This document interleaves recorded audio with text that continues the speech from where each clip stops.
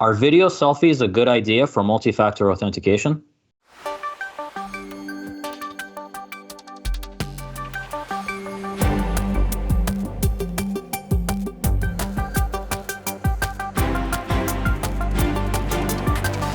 So Stan, I heard you have some information you'd like to give us about the IRS.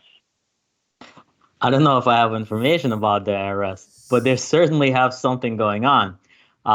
They've been using a multi-factor authentication scheme provided by this site called ID.me, which basically requires users who interact with the IRS website to authenticate using facial recognition. So they have to send selfies of themselves, basically, to authenticate into the IRS website. Now, from a security standpoint, it actually sounds like, a really unique way of authenticating, right? It's like facial recognition. But there's been a lot of backlash recently around it, mostly because it's a government website, and I think, collecting images of people, right, to who they are and linking it with facial recognition, it just sounds, I guess, for some people, it doesn't sound great. The government having access to all of their facial features and records, although, to be fair, your picture is on your ID everywhere. So I don't know if that really lines up.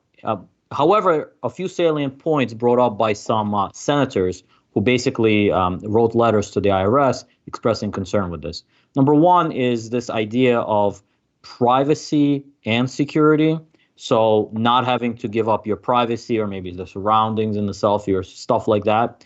Number two is equitability in the authentication process. We've heard before, not in this case, and I don't know much about how ID.me works, for example, but we've certainly heard where facial recognition doesn't work well on certain population groups because they were, only tested on, let's say, specific test subjects.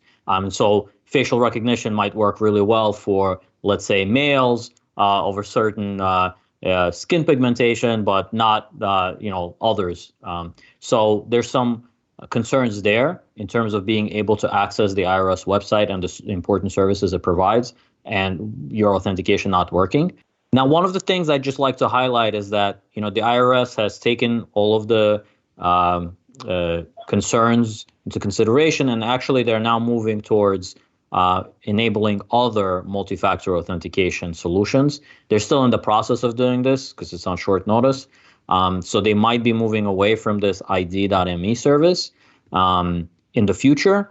But for now, I think this is one of the authentication measures, and they're looking for other MFA solutions. This probably brings up a lot of interesting questions in general about multi-factor authentication, biometrics, and how okay we are with certain information that's stored or collected during the authentication process. And it looks like this facial recognition technology and the fact that you have to take selfies was one of the things that just kind of was at least a no-go from really a bipartisan group of senators, and it sounds like many constituents as well. Yeah, to pay your taxes, you don't really need this, but I think to check on certain accounts status or to get certain information from the website, it does seem like this is necessary. And I think more states were even adopting it for their authentication mechanisms. But it seems like with this, they're going to think it through a little bit more. So it's not just up to the IRS to have made that decision. Right. And I will say, maybe for an individual perspective, that might not necessarily be needed. But if you are a business owner, you have an LLC, you're generating revenue against that LLC, and you're individual. So you're not a big corporation. You do have to go to these sites to log in to make sure that you schedule your quarterly taxes. Actually, it's twice a year. I don't know. But, it's for those people, that may be the initial group that's impacted. And still, that is a concern. So, we'll see where it goes. You know, if it's going to be a debate with senators and Congress, it'll be a debate. Yep.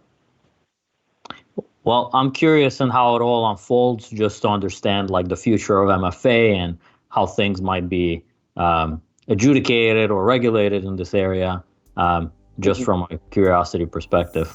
And I hope we pick the best multi-factor solutions possible to keep our IRS accounts secure.